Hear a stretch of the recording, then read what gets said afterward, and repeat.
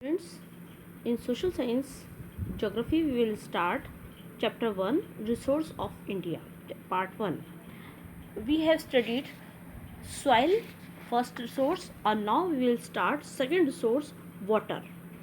Water is valuable resource, ये एक बहुत ही महत्वपूर्ण रिसोर्स है.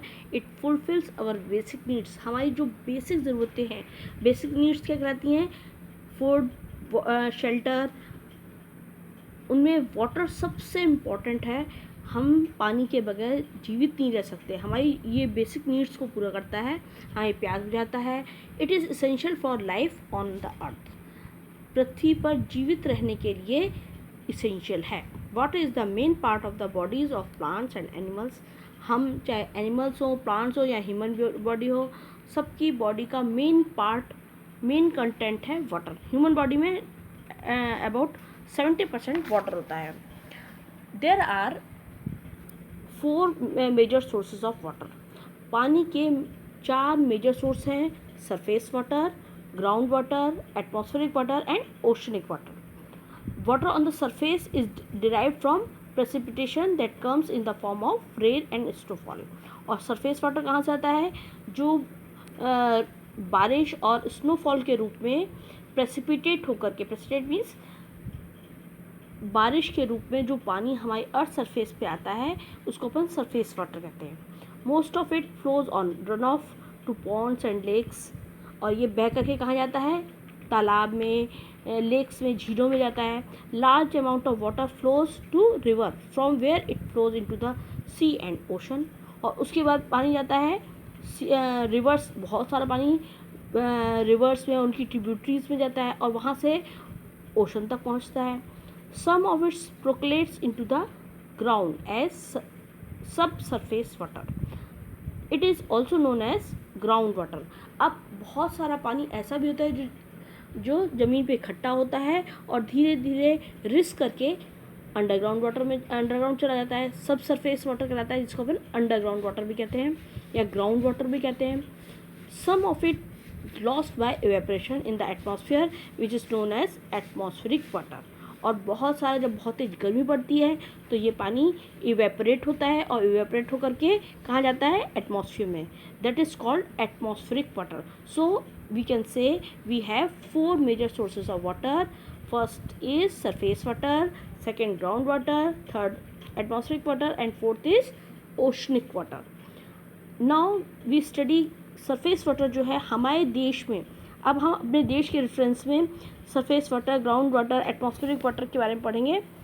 सरफेस वाटर जो है, the surface water is available in rivers, ponds and lakes. ये तो अपन ने पढ़ लिया है कि कहाँ पे होता है? नदियों में, पॉन्ड्स में, बड़े बड़े जो तालाब हैं, झीलें हैं, उनमें होता है. Rivers are the main source of surface water in India. और भारत में सबसे ज़्यादा क्या है? सरफेस वाटर किस रूप में है? रिवर्स के रूप में है. रिवर्स हैं बड़ी बड़ी और उसकी कई सारी ट्रिब्यूटरीज हैं जो भारत के हर पार्ट में पाई जाती हैं.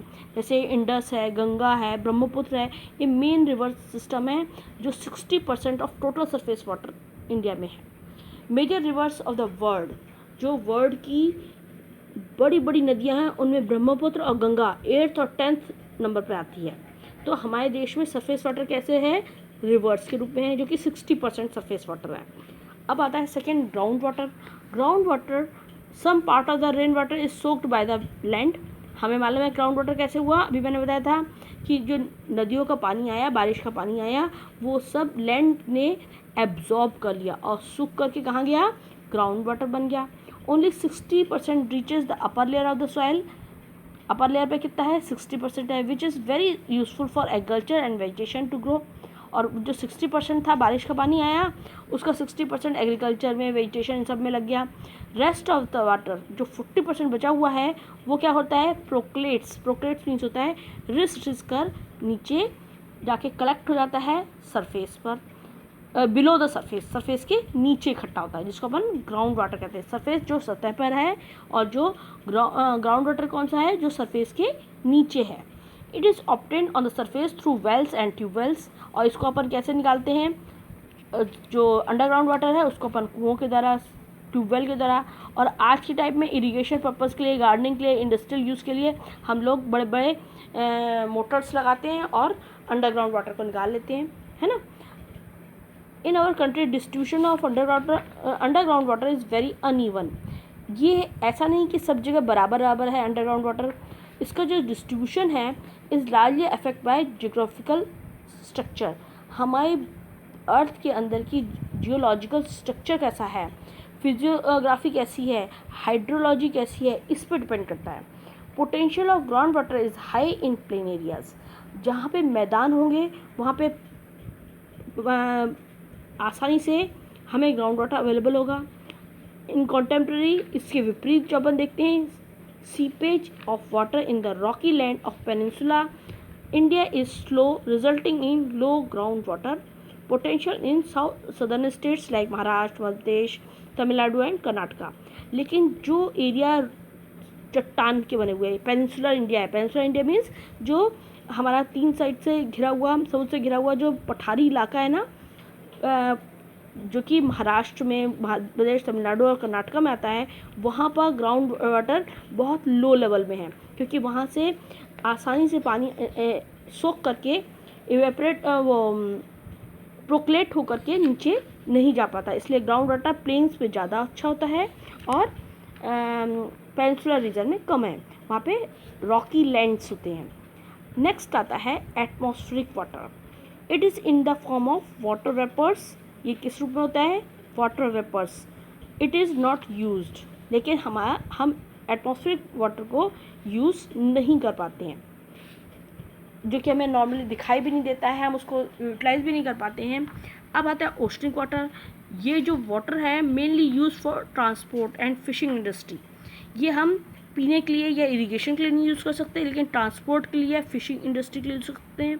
Arabian Sea, Bay of Bengal and Indian Ocean are in west, east and south of India. Arabian Sea कहाँ पे है? वेस्ट में है। बे ऑफ बंगाल ईस्ट में है और इंडियन ओशन साउथ में है। ये सारे ओशंस जो हैं हम यूटिलाइज कहाँ करते हैं? ट्रांसपोर्टेशन के लिए और फिशिंग इंडस्ट्री के लिए। Now we will study uses of water. ये पानी हम कहाँ उपयोग कर रहे हैं? Water use for drinking, as you all know, पानी पीने के लिए इस्तेमाल करते हैं। Irrigation, power generation, electricity produce होती है। ट्रांसपोर्ट के लिए, डोमेस्टिक पर्पज़, जो हमारे घरेलू सफाई करना है, इन सब चीज़ों के लिए। रिक्रिएशन, बहुत सारे आपने वाटर पार्क्स देखे हैं, रिक्रिएशन के लिए यूज़ हो रहा है। वाटर स्पोर्ट्स होते हैं। Major use of water is for irrigation. सबसे बड़ी मात्रा में पानी जो अपन यूज़ कर रहे हैं वो इरिगेशन के लिए, इंडस्ट्रियल यूज़ के लिए। हमारे पास बहुत सारी कैनॉल्स, वॉल्स, ट्यूबवेल, टैंक्स वगैरह होते हैं जिससे हम इरिगेशन पर्पज़ के लिए यूज़ करते हैं। अब मेन प्रॉब्लम ये है कि ये जो वाटर है इसको हमें बहुत सारी ज़रूरतें तो पूरी करता है, लेकिन इसको हम सही ढंग से इस्तेमाल नहीं करते तो वो बहुत सारा पोल्यूट हो जाता है, ख़राब हो जाता है और हम उसको मिसयूज़ करते हैं। इसलिए हमें वाटर सोर्सेज का कंजर्वेशन बहुत इम्पॉर्टेंट है।